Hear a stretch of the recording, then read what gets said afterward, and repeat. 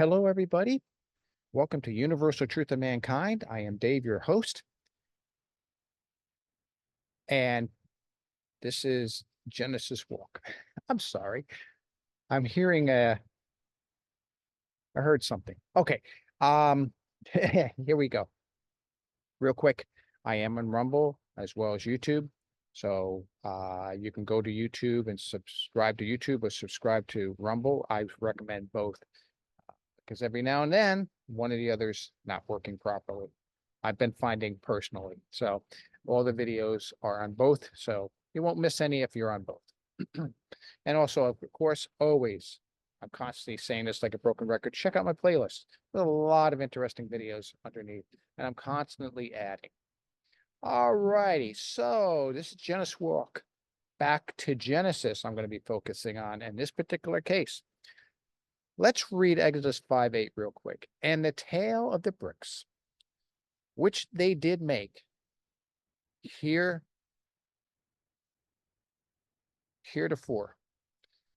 ye shall lay upon them, ye shall not diminish aught thereof, for they are idle. Therefore they cry, saying, let us go and sacrifice to our God. I think it's kind of obvious what's happening here. Keep them busy. Keep them busy, keep them controlled. You keep them controlled, they have no interest in their God. So we can keep them away from the God. Why would you want to keep away them from the God? So they don't become like their God. So they stay the way I want them to be. Ah, is that what's meant by a brick? Well, let's take a look at another verse. Exodus 20:25. It says, it is not built, wait, it not built it of hewn stones, for thou lift up thy tool upon it. Thou hast profaned it. Okay, what is this saying? Stones. The altar that's used, the courtyard altar, you use stones that are not touched or hewn by any tool. What? Why is that? Well, what does a stone represent? Every stone's unique. Every brick is the same. Some thoughts there. There are commentators out there that look at Charlton Heston in the Cecil B. DeMille's movie, The Ten Commandments, and they see Charlton Heston and his great sculptured body, which I'm jealous. I wish I had a sculptured body like him, slugging away in the mud so they can take the mud, throw it into these dryers, these forms, which will be laid out in the sun to dry, which does not make a very good brick. I'm just going to say, it doesn't make for a very good brick. It has to be fired. And only certain materials can be used, otherwise it crumbles. So a lot of commentators are not convinced this is what actually happened. But there's something to this brick idea. Oh, have we ever used it before? Let's go back to Genesis. Look at this. And they said, this is Genesis 11:3, and they said one to another, come, let us make brick and burn them thoroughly. And they had brick for stone. Oh, brick and stone being mentioned here. So they had brick instead of stone. Each stone is unique. Each brick is not. A brick is a dime a dozen. A stone is unique. And slime had they for mortar. So we know bricks require mortar. Stones do not. I've many times packed bricks, just stocked them up. And I stocked up stone too. A stone wall, you can hit with a Mack truck. It's quite resilient. A brick wall just falls apart. Now, if you use mortar to put the brick in, it's stronger, but still a stone wall is stronger and more destructive to whatever hits it. So stones are unique. Well, what's unique? Each one of us is unique. Each one of us has a specific mission, purpose, experience. God values each one of us. He designed each one of us. There is no reason we should ever think that we're worthless or useless to God. The only time we are worthless and useless to God is if we have ego and pride and we say, oh, I'm going to do it my way. That's where the issue is. But if we're not doing that and we love the Creator, we're stone, we're unique. We're not a brick. So what was happening in these places?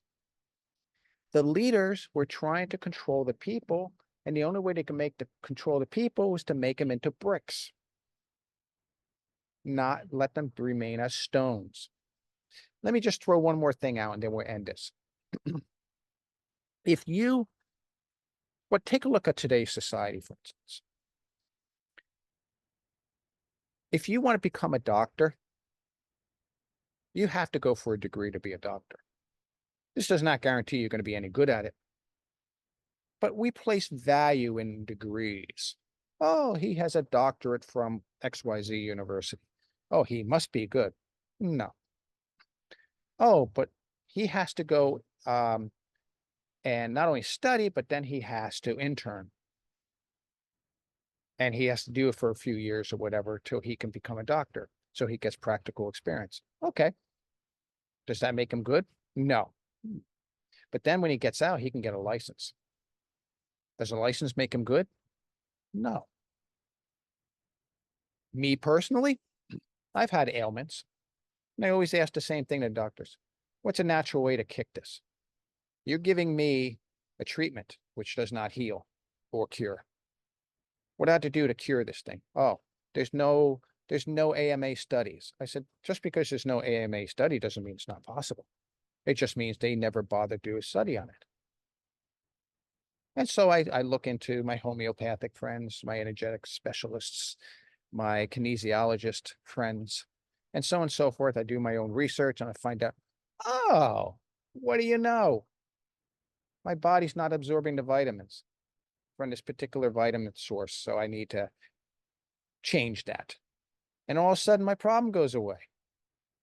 Who's smarter here, them or me? Control. It's all about control. They want to control you. They want your money. They don't want you figuring anything out. Just some things to think about. I can pick on a lot of other people. You know, do you fix your own car? Do you do your own work on your house? Oh, you have to have a specialist do that. Why? Why do I need a specialist? All they're doing is doing this, that. I just described to you what they do, and I can do that. I've done that already at blankety blank. Oh, you're not licensed. I'm not licensed, but I can still do it. You follow where I'm going with all this? I'm not trying to belittle any profession, any people. What I'm trying to say is we have to have discerning minds.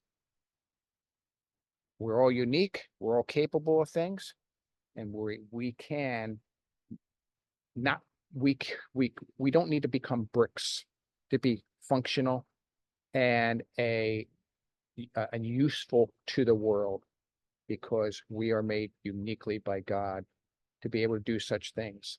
And we need to be the best we are. If we're garbage men, we need to be the best garbage men in the world. If we're a healer, we have to be the best healer in the world. And so on and so forth. Take care, everybody. Have a great day. Shalom, shalom.